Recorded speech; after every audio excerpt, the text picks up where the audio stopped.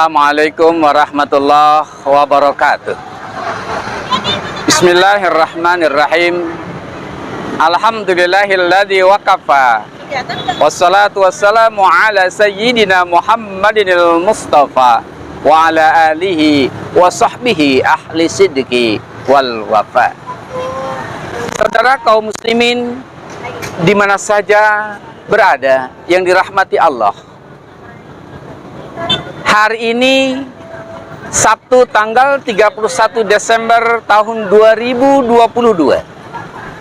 Saya beserta keluarga berada dalam satu kawasan wisata yang disebut dengan kawasan titik nol di Jalan Malioboro, daerah istimewa Yogyakarta. Kalau saat ini kita berada di penghujung tahun 2022. Dalam hitungan jam, kita akan memasuki jam 00.00 tanda pergantian tahun. Dari tahun 2022 memasuki tahun 2023. Ketika kita bicara masalah titik nol, kita teringat pada kehidupan kita. Kita pun berangkat dari titik nol yang pada akhirnya nanti akan tiba pada saatnya di penghujung kehidupan kita. Dan bahkan kita akan memasuki tahapan kehidupan, yakni di alam akhirat, yang merupakan tahapan kehidupan yang kekal abadi untuk selama-lamanya. Ketika kita berada di penghujung tahun, ibarat seorang pedagang, dia akan mengadakan perhitungan untuk mengambil sebuah kesimpulan. Apakah dari hasil perdagangannya itu dia memperoleh keuntungan atau malah mendapatkan kerugian. Sehingga dari hasil itu dia akan memperbaiki ke depan. Jika sudah baik agar bisa lebih baik, dan apabila ternyata mengalami kerugian, itu menjadi sebuah pembelajaran agar di tahun 2023 nanti ia mendapatkan keuntungan. Demikian pula dalam kehidupan kita.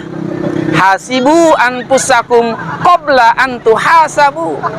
Hitungkanlah dirimu sebelum kau diperhitungkan oleh Allah Subhanahu wa ta'ala. Dalam Al-Quran surat Al-Hasr ayat 18 dan 19, Allah telah ingatkan kita. Ya ayyuhalladzina amanu taqullaha wal tanzur nafsum ma qaddamat lighad wattaqullaha innallaha khabirum bima ta'malun. Wala takunu kalladzina nasullaha fa ansahum anfusahum ulaika humul fasikun. Wahai orang-orang yang beriman, bertakwalah kamu kepada Allah. Dan hendaknya setiap manusia memperhatikan kembali apa-apa yang telah diperbuatnya untuk menghadapi hari esok. Dan bertakwalah kamu kepada Allah, sesungguhnya Allah Maha mengetahui terhadap apa-apa yang engkau perbuat. Pengertian hari esok dimaksud ada 3 dimensi hari esok yang hendaknya kita perhatikan. Yang pertama, hari esok dalam arti masa depan kita selama hidup kita di alam dunia. Dimensi yang kedua, hari esok dalam arti ketika kita sudah meninggal dunia, dunia akan diisi oleh anak cucu keturunan kita. Dimensi hari esok yang ketiga dalam arti hari kiamat. Hari di mana kita akan mempertanggungjawabkan segala aktivitas kehidupan kita selama hidup kita di alam dunia ini.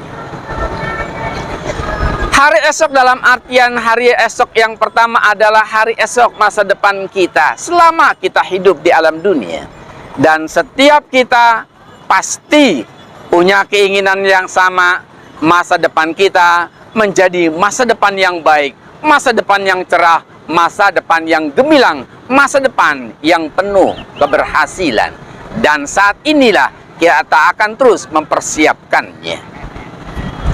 Hari esok yang kedua ini yang penting harus kita perhatikan. Hari di mana Dunia ini akan dilanjutkan oleh anak cucu keturunan kita. Kita bukanlah orang-orang yang egois, yang hanya sekedar memikirkan yang penting kita hidup, setelah itu terserah apa yang terjadi oleh anak-anak kita. Tapi tentunya kita hendaknya berpikir bagaimana menyiapkan anak-anak kita agar mereka hidup di masa depan lebih baik dari masa-masa yang kita alami pada hidup di masa sekarang ini. Oleh karena itu, sebagai seorang muslim tentunya kita tidak hanya berpikir dengan menjawab pertanyaan ma ta'kuluna mim ba'di, apa yang akan dimakan oleh anak-anak kita setelah kita meninggal nanti. Tapi tidak kalah pentingnya dan teramat sangat penting adalah upaya kita untuk memberikan jawaban terhadap pertanyaan ma ta'buduna mim ba'di, apa yang akan disembah oleh anak-anak kita setelah kita meninggal nanti. Dan dimensi hari esok yang ketiga adalah hari esok dalam artian hari kiamat. Itulah hari di mana setiap kita akan mempertanggungjawabkan segala perbuatan kita dalam kehidupan kita di alam dunia. Itulah hari di mana hanya ada dua tempat buat kita, surga yang penuh dengan kenikmatannya atau neraka yang penuh azab siksa yang amat pedih. Dan untuk kedua alternatif ini, pilihan ada pada diri kita. Jika selama hidup kita mempersiapkan bekal dengan memperbanyak amal, maka surgalah yang Allah janjikan buat kita.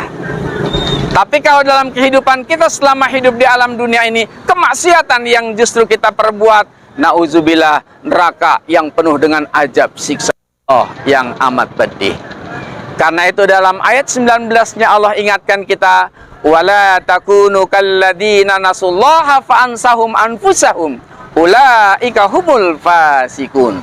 Janganlah kamu menjadi orang-orang yang lupa kepada Allah, karena Allah juga akan melupakan dirimu, dan di akhirat nanti kamu termasuk orang-orang yang memperoleh kerugian.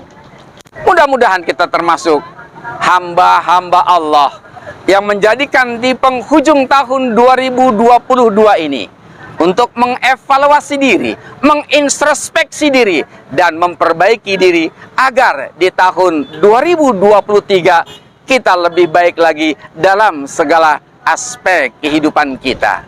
Demikian, mudah-mudahan manfaat. Wallahul muwafiq ila aqwamit thoriq. Wassalamualaikum warahmatullahi wabarakatuh.